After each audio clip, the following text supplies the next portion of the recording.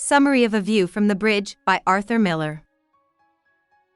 At the beginning of the play, a lawyer named Alfieri, who is in his middle years, introduces the audience to the neighborhood of Red Hook in Brooklyn, which was mainly settled by Italian-American immigrants during the 1950s. People in the area are quite American, according to Alfieri, and justice is very important here.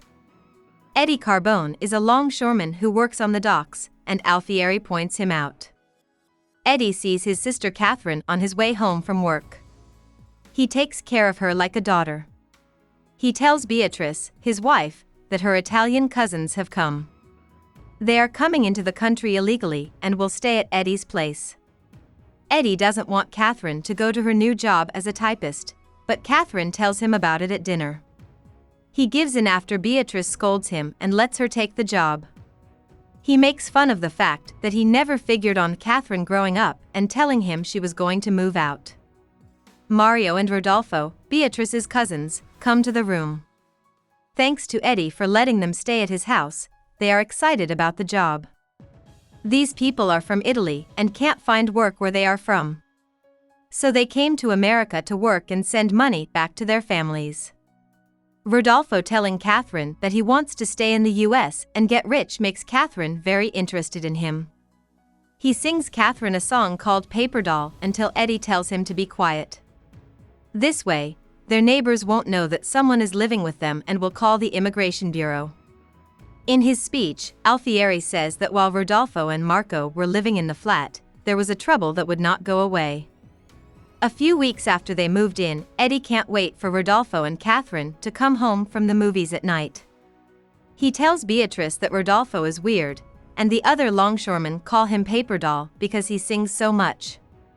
Eddie talks to his neighbors, Mike and Louis. They laugh at Rodolfo and call him funny, but they seem to be implying something else. Rodolfo and Catherine walk in, and Eddie talks to Catherine by herself. He tells her that Rodolfo doesn't value her and only wants to marry her to get an American visa. Catherine is upset, but she is sure that Rodolfo loves her. Kate tells Beatrice that she needs to stop acting like a child in front of Eddie and make her own choices. Alfieri tells the crowd that Eddie then went to his office to see him. Eddie is seen going to Alfieri's office to ask if there is anything the lawyer can do to keep Rodolfo and Catherine apart. Alfieri says Rodolfo hasn't done anything wrong, but Eddie keeps saying that Rodolfo ain't right, which makes Eddie seem to question whether Rodolfo is a man and a straight man. Alfieri tells Eddie that love goes where it shouldn't sometimes, so he should let Catherine be with Rodolfo. He tells Eddie there is too much love for the daughter and the niece at times. Alfieri tells the crowd that he knew something bad was going to happen but couldn't stop it. Eddie then leaves the office. Eddie tells Rodolfo that he shouldn't have gone on a date with Catherine without first getting Eddie's okay. Rodolfo tells him that he values Catherine. Catherine plays the record Paper Doll, and she and Rodolfo start to dance. He offers to teach Rodolfo how to box if he has never done it before. Eddie hits Rodolfo right in the face during their fight. Eddie is asked by Marco if he can lift a chair with one hand. This makes Marco feel bad.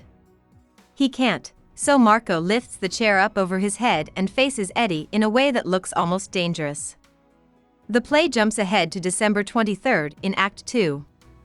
Eddie's room is empty except for Catherine and Rodolfo.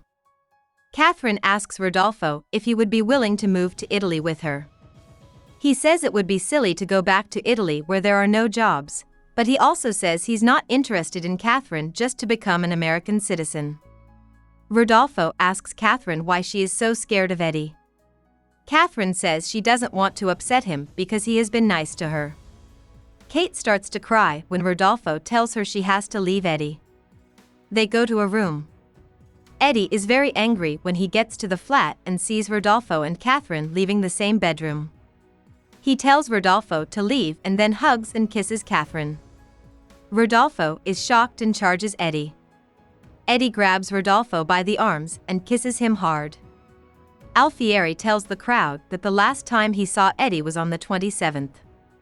Eddie goes to Alfieri's office and asks if he can do something or call the cops. He says Rodolfo ain't right and didn't try to get away from him when he kissed him. As far as the law goes, Alfieri says Eddie can't do anything and Catherine is free to choose for herself. Eddie gets mad and leaves Alfieri's office to use a payphone. He tells the Immigration Bureau about Marco and Rodolfo when he calls them. When he gets home, Beatrice will have moved Rodolfo and Marco into an apartment upstairs with 2 other people who are living with the Lipari family against their will. Eddie doesn't like Beatrice and says she doesn't respect him. In the bed, he tells her, "What I feel like doing and what I don't feel like doing," and he also says that Rodolfo ain't right. Joey hears from Beatrice that Rodolfo and Catherine are getting married next week. Catherine walks in and asks Eddie to come to the wedding. He tells her that he will let her meet guys at night as long as she doesn't marry Rodolfo. Kate tells Rodolfo that she loves him. 2 Immigration Bureau agents show up and search Eddie's flat. They look in the rest of the building but don't find anyone. They find Rodolfo, Marco, and the other 2 people who are in the country illegally. "My God, what did you do?" Beatrice asks Eddie while Catherine tries to convince the police that Rodolfo is American. As the police take the immigrants outside, Marco yells that Eddie has lied to him. Eddie says this isn't true, but Lipari, Mike, and Louis don't listen to him and avoid him. Eddie yells at Marco that he will kill him if he doesn't take back what he said. Later, Alfieri tries to get Marco to promise not to kill Eddie to get even with him so that he can get bail and get out of jail.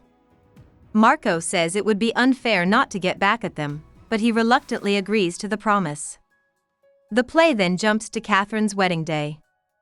Beatrice tries to get Eddie to come to her party at his place. Eddie tells her that he thinks she is a good wife and that he won't go to the wedding until Marco says sorry. Kate is mad at Eddie and calls him a rat. Rodolfo walks in and tells Eddie he's sorry for being rude to him and that Marco is on his way. Eddie wants Marco to say sorry to him in front of everyone in the neighborhood. Beatrice tells him that she knows what he wants and that you can never have her. So he doesn't say sorry. Joe and Catherine are both shocked by this. When Marco shows up outside the flat, Eddie goes to meet him. He lies to Marco and tells him to say sorry. Mike hits Eddie and calls him a wild animal. He pulls out a knife during the fight.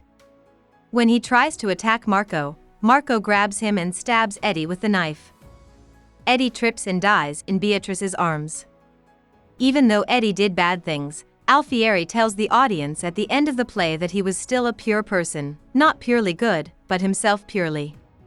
He says he is upset about his death and looks at him with a certain alarm. About the author. Miller was born in Manhattan to middle-class Jews. Because of the 1929 stock market crash, his dad's clothes business went out of business, and the family had to move to Brooklyn to find cheaper housing. Miller was not smart as a child, but he later chose to become a writer and went to the University of Michigan to study journalism. That's where he won awards for writing plays. After college, he worked for the Federal Theater Project of the government, but it was soon shut down because of concerns that communists might be getting in. In 1940, he married Mary Slattery, the girl he met in college, and had 2 kids with her. Miller's first play, The Man Who Had All the Luck, opened in 1944. But All My Sons, which came out in 1947, was his big break.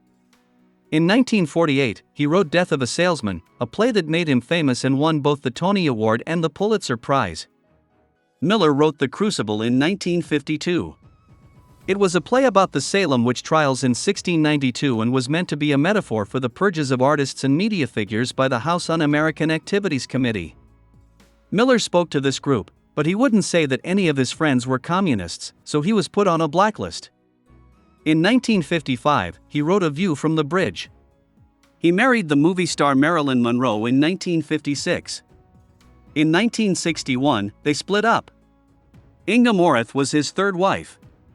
Miller kept writing until he died in 2005. Hope we summarized it fully and you liked it. Please hit the like button and subscribe to our channel so that we are motivated to create more videos.